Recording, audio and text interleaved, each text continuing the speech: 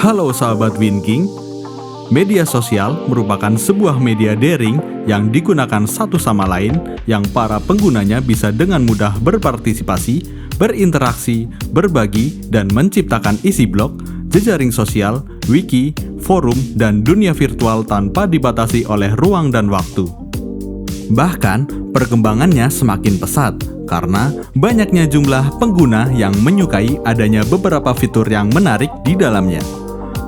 Maka dari itu, seiring berkembangnya zaman, beberapa aplikasi media sosial memperbaharui semua fitur di dalamnya agar para peminatnya tidak pergi begitu saja. Namun, ada juga yang telah menutupnya karena berbagai faktor lain. Sehingga para pengguna beralih ke aplikasi yang baru dan melupakan aplikasi yang dahulu pernah booming di masanya. Inilah 6 aplikasi zaman dulu yang paling populer yang kini terlupakan.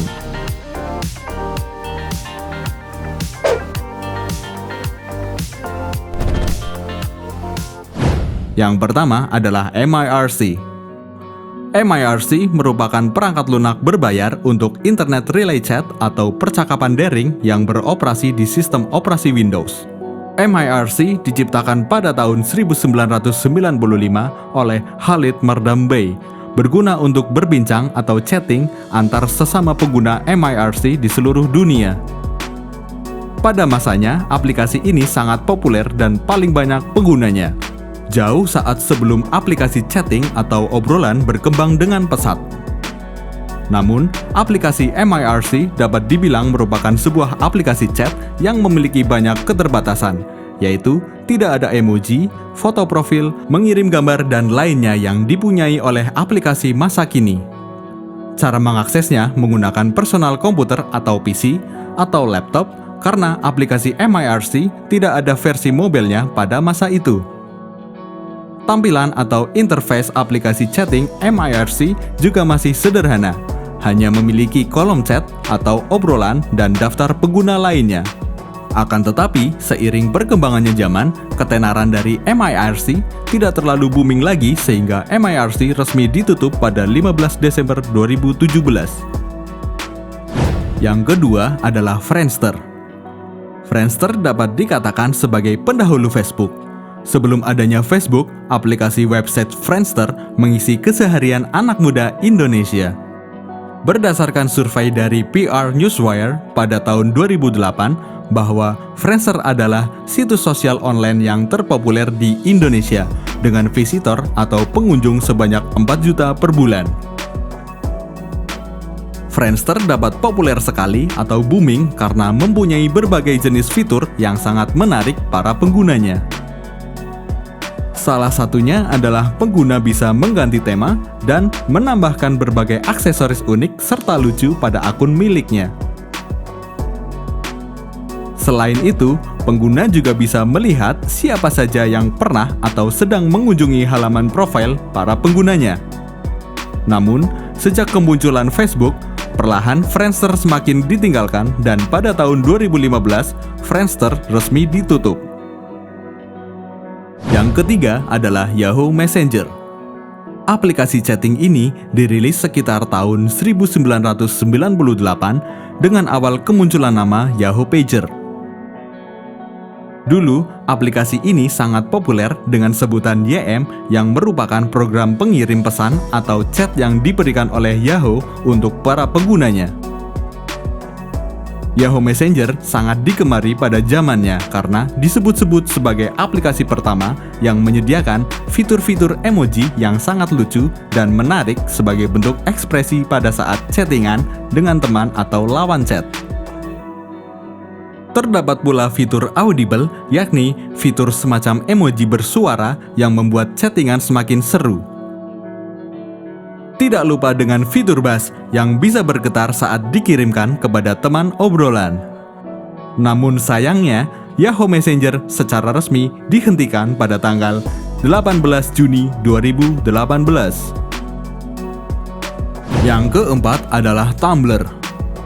Tidak bisa dipungkiri, Tumblr merupakan platform blogging yang banyak diminati masyarakat Indonesia yang diluncurkan pada tahun 2007. Kehadirannya memberi variasi deretan platform blog lain seperti Blogspot atau WordPress. Tumblr sendiri menyajikan berbagai macam pilihan tema pada blognya yang disesuaikan dengan minat penggunanya. Mulai dari teknologi, olahraga, politik, ekonomi, gaming, dan lainnya.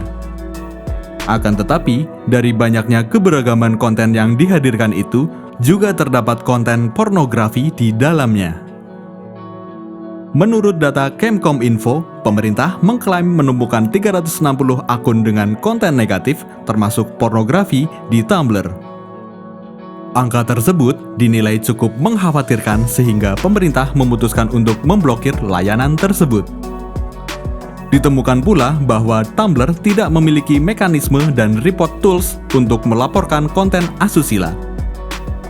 Pada 28 Februari 2018, tim aduan konten Kemkominfo kemudian mengirimkan notifikasi melalui email kepada Tumblr untuk membersihkan platformnya dari konten-konten asusila dengan batas waktu penanganan maksimum 2 kali 24 jam.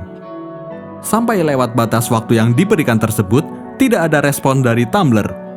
Hingga akhirnya dilakukan tindakan pemblokiran terhadap 8 DNS Tumblr pada bulan Maret 2018. Yang kelima adalah Nimbus.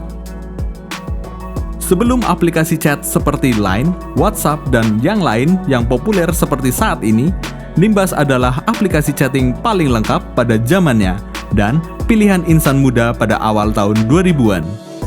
Hal tersebut dikarenakan Nimbus memang membuat banyak fitur-fitur menarik dan bisa dikatakan cukup lengkap dari aplikasi chat terdahulunya. Seperti contohnya, fitur untuk menelpon ke jaringan internasional tanpa pulsa, yakni hanya menggunakan kekuatan jaringan internet.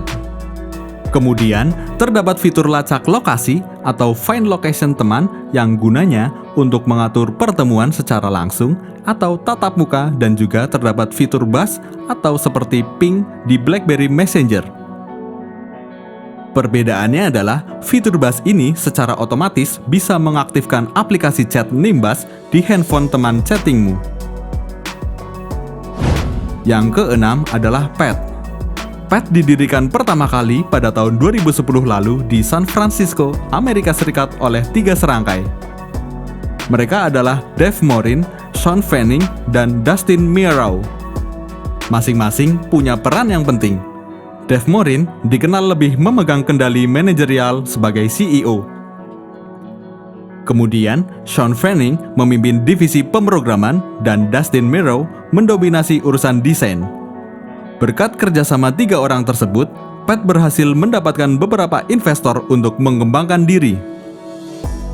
Bahkan, di Indonesia pun, Pet sangat digandrungi oleh anak-anak muda karena mempunyai segudang fitur-fitur andalan di dalamnya.